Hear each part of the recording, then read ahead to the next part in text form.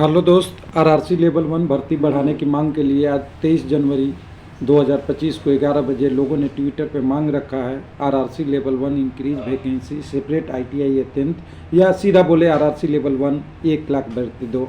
लेकिन रेलवे ने लेवल 1 के साथ अच्छा नहीं कर रहा है। कोलकाता के लिए डीबीबी बंद कर दिया है 1/19 की, जबकि आप एनटीपीसी में चंडीगढ़ या और कोई जोन पे देखेंगे तो 2018 वाला में भी इवन जेई का भी आ रहा है पोजीशन और उनकी आगे की डीबी हो रही है। तो सब कुल मिला के लेवल 1 को कैलेंडर में सबसे लास्ट रखा, बहुत सारी चीज़ें रखा जिसकी डिमांड आज किया जा रहा है। उसके लिए लोगों में गुस्सा है। सारे विद्यार्थी ने कई सारे कोलकाता के लेके पटिशन भी जारी किया है, अपनी डिमांड भी मांग रहे हैं, कैट कोर्ट में कोर्स करने की डिमांड कर रहे हैं, बहुत सारी चीज़ें कर रहे हैं। लेकिन जो देख रहे हैं 2023-19 वाला के साथ तो वैकेंसी थी, लेकिन 2025 में 24 में जो वैकेंसी आया उसमें तो कुछ भी नहीं है। इसके लिए ट्वीट करना बहुत ज़रूरी है और रेलवे को बताना ज़रूरी है। सब कम से कम अपने आप शांतिपूर्ण तरीके से अपनी मांग रख सकते हैं। मैं तो ट्वीट कर दिया हूँ, आप देख लीजिएगा, क्योंकि मेरे पास थोड़ा टाइम की लिमिट है। मीटिंग है 10 बजे का, तो मैं सुबह ही आज करके आपके लिए रख दे रहा हूँ। 11 बजे ये शुरू होगा। लेकिन इशू ये है कि देखिए, टेक्निकलिटी में आप जाएँ तो भर्ती खाली है, भर्ती देनी चाहिए। सिंपल बात है, भर्ती नहीं है, भर्ती नहीं देनी चाहिए। लेकिन भर्ती भी खाली है, रूल भी बना हुआ है कि अगर कोई 1 साल से पहले जॉब छोड़ देता है, कोई ज्वाइन नहीं करता है, उसको भी देना है, उसको भी क्लोज किया जा रहा है। कुल मिला के सारा रूप से लेवल 1 पे ही प्रयोग हो रहा है, जिसके कारण से लोगों का और इशू है।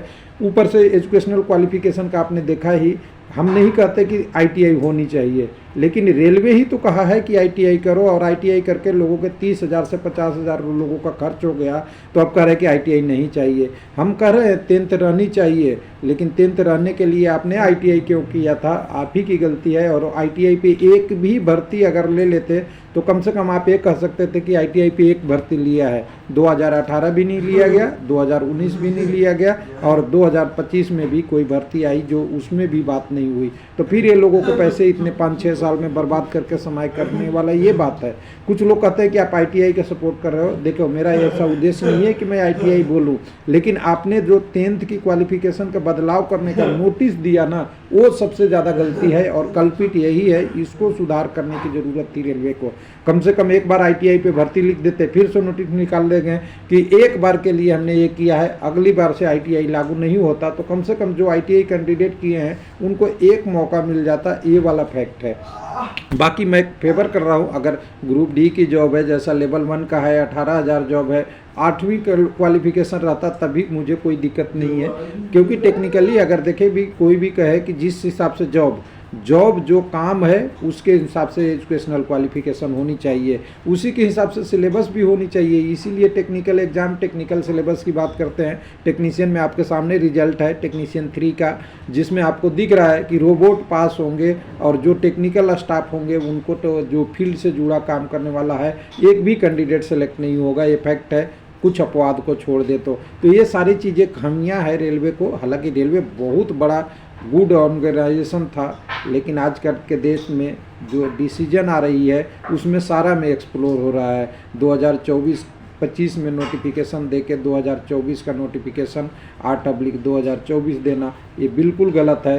पहले बोला कि हमने 28 तारीख को शॉर्ट नोटिस दे दिया था, इंडिकेटिव नोटिस दे दिया था, लेकिन कभी नहीं था, एम्प्लॉयमेंट नोटिस में था। उसको फिर बदलाव करके अपने ही नोटिस में दिखाया वेबसाइट पे 22/1/2025 को शॉर्ट या इंडिकेटिव नोटिस आया, वो भी गलत है। यानी कुल मिला के आरआरसी की तरफ से जो नोटिस आ रही है ना, वो कर लग रहा है कि उसको कहीं से दिशा निर्देश कहीं और से हो रहा है। आरआरसी अपने डायरेक्शन से काम नहीं कर रहा है। जैसा कि ऑर्गेनाइजेशन है, ऑर्गेनाइजेशन बहुत बड़ा है, और रेलवे में हम तो कहते हैं कि हमारा रेलवे हमारा जान है।